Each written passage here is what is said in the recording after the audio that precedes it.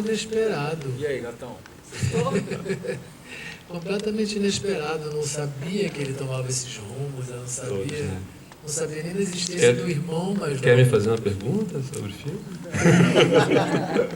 Deixa eu ver. Quero. Por que esse seu interesse por esse assunto específico de guaranis? Qual é o seu interesse nisso? Por que você chegou aí? Genial, né? Começar o debate com a pergunta do Ney. Ok. Tem telefone ligado, desculpa.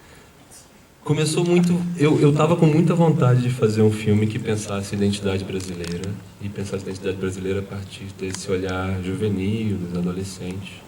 E aí eu li esses 2 contos do Joca Terron, um que se falava exatamente da relação do menino com a menina, e o outro que contava o imaginário do irmão mais velho, das motos, das fazendas, mas o ponto de vista também era de um narrador adolescente que falava desse irmão mais velho, e eu misturei esses 2 contos e comecei a visitar aquela região. Fui a várias cidades ali da fronteira e um dia eu cheguei em Bela Vista, que era essa cidadezinha onde a gente filmou. A cidade onde eu cheguei, todo mundo falava: você sabe que o Ney é daqui, né? E me apaixonei por aquela ideia dessa cidade pequena, que tinha uma pontezinha com um rio pequeno que dividia os 2 países e a relação dos 2 lados. E comecei a ir lá diversas vezes sozinho.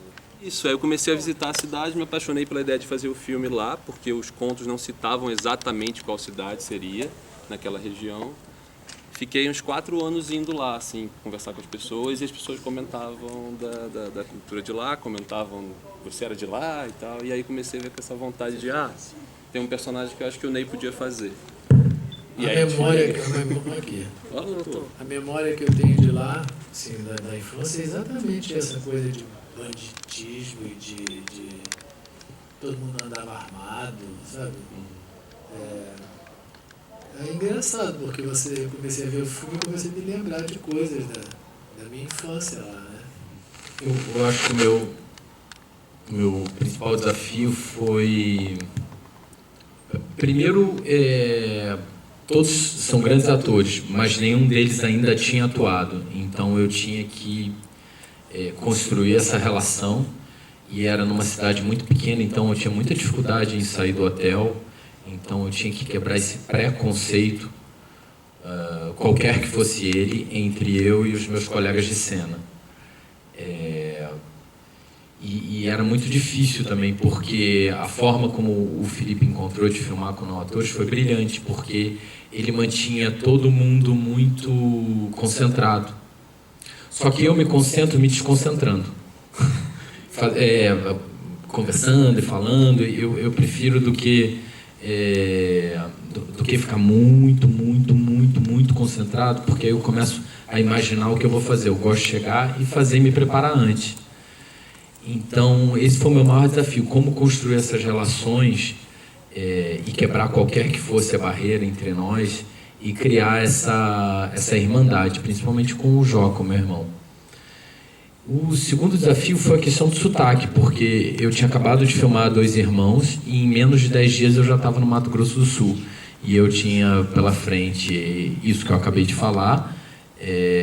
Não podia sair do hotel, era um hotel super pequenininho, mas tinha sempre bastante gente na porta do hotel. Às vezes eu até me sentia um pouco um líder religioso. Né? Ia para academia e tinha sempre uma galera. E eu praticamente só fazia isso, assim. Então a questão do sotaque era encontrar esse porta-porteira e ao mesmo tempo pequenos termos que fossem me integrar, me colocar dentro desse grupo.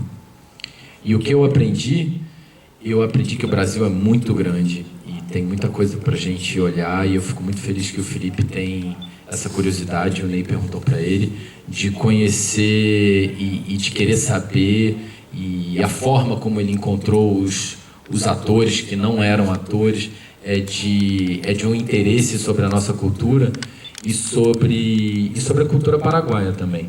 Desculpa eu interromper, mas a Claudinha não é atriz, ela é incrível. E ela já chegou comendo pau, tomando aquela cena, pau comendo, e ela é maravilhosa.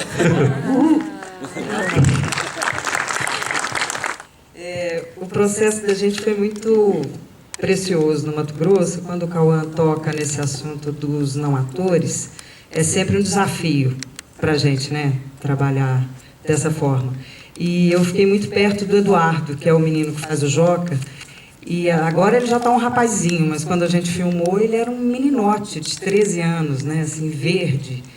E a gente, o meu caminho com ele, eu tentei me envolver pessoalmente com ele, como a Joana, que foi como eu o conheci. Isso foi uma coisa que o Felipe conduziu dessa forma. A primeira vez que a gente se viu no Rio para ensaiar, quando eu entrei para o ensaio, ele já estava em cena como Joca e eu entrei como Joana. Então eu já conheci ele assim. E aí a gente teve esse contato no Rio, a gente só foi se ver de novo no set, lá no Mato Grosso. E de novo como Joana e Joca. Né? E aí que a gente foi criar uma relação fora do filme um pouco, assim. E o nosso set era muito concentrado. O Cauã fala disso, era um set muito silencioso. A gente brinca com o Felipe que as maquiadoras, o figurino, ninguém podia conversar com a gente. Ninguém. Então ficava eu, o Cauã e o Eduardo, às vezes, lá dentro do cenário, na nossa casinha, e a gente conversava nós três. E eu tinha que sair porque eu não podia desconcentrar o Eduardo. Eu já não podia falar com ninguém no hotel, eu não podia falar com ninguém no set, foram uns dias bem interessantes. Assim. Em certo momento eu falei, Felipe, porra, eu tenho que falar com alguém, cara. Deixa eu conversar. Vou enlouquecer, cara. Mas quando eu tava Mas foi lá, muito intenso. A gente bateu papo, nós conversamos. Foi bom. Muito. Fora do Supriu minha set. carência, você. Mas foi muito intenso isso e muito produtivo, assim, para a minha personagem, que era uma adoradora de solidão ali, né, tão deprimida, combalida.